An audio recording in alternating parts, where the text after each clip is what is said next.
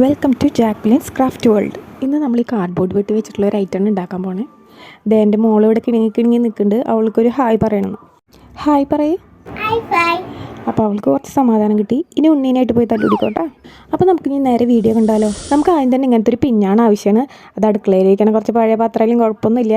എൻ്റെ ഈ പാത്രം കണ്ടാലും കുറച്ച് ചളിങ്ങി പിളിങ്ങൊക്കെ ഇരിക്കുന്നുണ്ട്. നമുക്ക് കറക്റ്റായിട്ട് ആ വട്ടം കിട്ടിയാൽ മതി കേട്ടോ. ഇനി നമുക്ക് ആ കാർഡ്ബോർഡ് ചട്ട ഇങ്ങനെ സ്ക്വയറുകളായിട്ട് മുറിച്ചെടുക്കാം. അങ്ങനെ മുറിച്ചെടുക്കുമ്പോൾ നമുക്ക് കറക്റ്റ് ഒരേ അളവിലുള്ള സ്ക്വയർ വേണമെന്നൊന്നുമില്ല കേട്ടോ. നമുക്ക് ഇഷ്ടമുള്ള പോലെയൊക്കെ മുറിച്ചെടുക്കാം. കണ്ടോ, ഞാനിവിടെ ഡിഫറെൻ്റ് ആയിട്ടാണ് മുറിച്ചെടുക്കുന്നത്. ഇപ്പോൾ ആദ്യത്തെ ലെയറിൻ്റെ അത്ര നീളം ഉണ്ടാവില്ല രണ്ടാമത്തെ ലെയർ ഞാൻ കട്ട് ചെയ്യുമ്പോൾ. അപ്പോൾ ഡിഫറെൻ്റ് ആയിട്ട് മുറിച്ചെടുത്ത് കഴിഞ്ഞാൽ അതിന് വേറൊരു ഭംഗി കിട്ടും. ഇനി ഈ കഷ്ണങ്ങൾ നമ്മൾ ആദ്യം വട്ടത്തിൽ മുറിച്ചെടുത്തില്ലേ, ആ കാർഡ്ബോർഡ് പീസിൻ്റെ മുകളിലായിട്ട് ഇങ്ങനെ ഒട്ടിച്ചു കൊടുക്കാം. ഒട്ടിക്കുമ്പോൾ ഗ്ലൂ ഗൺ ഉപയോഗിച്ച് ഒട്ടിക്കുന്നതാണ് നല്ലത്. ഇപ്പോൾ നിങ്ങളുടെ കയ്യിൽ ഗ്ലൂ ഗൺ ഇല്ലയെന്നുണ്ടെങ്കിൽ നമുക്ക് ഫെവിക്കോൾ വെച്ചാലും ഒട്ടൂട്ടാ. ഒട്ടിക്കുമ്പോൾ ശ്രദ്ധിക്കാനുള്ളത്, നമ്മൾ ഒരേ അളവിലുള്ള കട്ടകൾ സ്ക്വയറുകൾ ഒരുമിച്ച് ഒട്ടിക്കാതെ ഡിഫറെൻ്റ് ആയിട്ടുള്ളത് മിക്സ് ചെയ്തിട്ട് ഒട്ടിച്ചോളാം. എന്നാലേ കറക്റ്റായിട്ടുള്ള അതിൻ്റെ ഒരു ഭംഗി കിട്ടുള്ളൂ. കണ്ടോ, ഇപ്പോൾ ഒരു ഇഷ്ടിക പോലെ തോന്നണില്ലേ. ഇനി അതിൻ്റെ മുകളിൽ നിങ്ങളുടെ കയ്യിലുള്ള ഏതെങ്കിലും ഒരു പശ ജസ്റ്റ് ഒന്ന് സ്പ്രെഡ് ചെയ്ത് കൊടുക്കുക.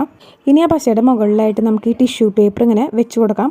വെക്കുമ്പോൾ നമുക്ക് കറക്റ്റായിട്ട് അതിൻ്റെ ഉള്ളിലേക്കൊക്കെ കറക്റ്റ് വന്നാലാണ് അതിൻ്റെ ഷേപ്പ് കിട്ടുള്ളൂ. അപ്പോൾ അതിനായിട്ട് ഈ വീഡിയോയിൽ കാണുന്ന പോലെ നമുക്ക് കത്രികയുടെ തുമ്പ് അല്ലെങ്കിൽ വല്ല ഈർക്കിലോ വെച്ചിട്ട് ഇങ്ങനെ ഉള്ളിലേക്ക് തിരികെ കൊടുക്കാം.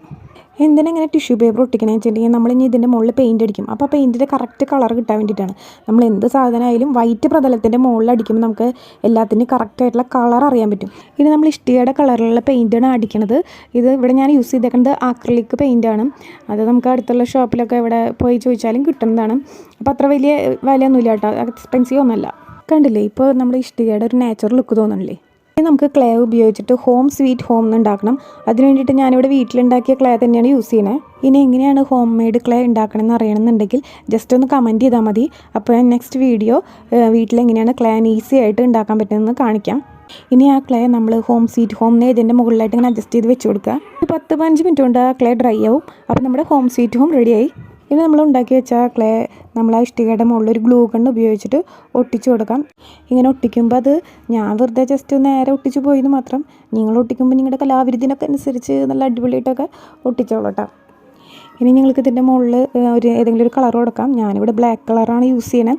നിങ്ങൾക്കിപ്പോൾ ആ കളർ ഇഷ്ടമല്ല വേറെ ഏതെങ്കിലും കളറാണെന്ന് വെച്ചിട്ടുണ്ടെങ്കിൽ അത് യൂസ് ചെയ്യാം.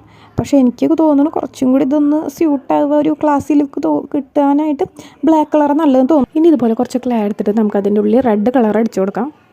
ഇത് കുറച്ചൊരു അൽഗുലത്ത് പണിയായി പോയി. എൻ്റെ കയ്യിലൊക്കെ ആകെ റെഡ് കളറായിട്ടുണ്ട്. എന്നാലും കുഴപ്പമില്ല. നമുക്കിതുകൊണ്ടൊരു പൂവ് ഉണ്ടാക്കാനാണ്. അപ്പോൾ റെഡ് കളറുള്ള ക്ലേ വേണം. അപ്പോൾ അതിനാണ് ഞാൻ റെഡ് കളർ അടിച്ചു കൊടുക്കുന്നത്. ഇനി ഇതുപോലത്തെ കുറച്ച് പൂക്കളൊക്കെ ഉണ്ടാക്കിയിട്ട് നിങ്ങൾക്ക് പല കളർ കൊടുക്കാം കേട്ടോ. അപ്പോൾ നിങ്ങളുടെ ഇഷ്ടത്തിനനുസരിച്ച് കളർ കൊടുക്കാം. അപ്പോൾ ഇതൊന്നും കൂടി ഒന്ന് സെറ്റാക്കി വയ്ക്കാം. കണ്ടോ, പൂ നമുക്ക് നല്ല സിമ്പിളായിട്ട് ഉണ്ടാക്കാം. നമ്മൾ സാധാരണ കത്രിക ഉപയോഗിച്ചിട്ട് ആ ഷേപ്പിൽ വെട്ടി കൊടുത്തിട്ട് കൈ കൊണ്ട് തന്നെ അഡ്ജസ്റ്റ് ചെയ്താൽ മതി. ക്ലേ കൊണ്ട് നമ്മൾ ഏത് ഇതിൽ അഡ്ജസ്റ്റ് ചെയ്തോ അതേപോലെ കറക്റ്റായിട്ട് നമുക്ക് കിട്ടും.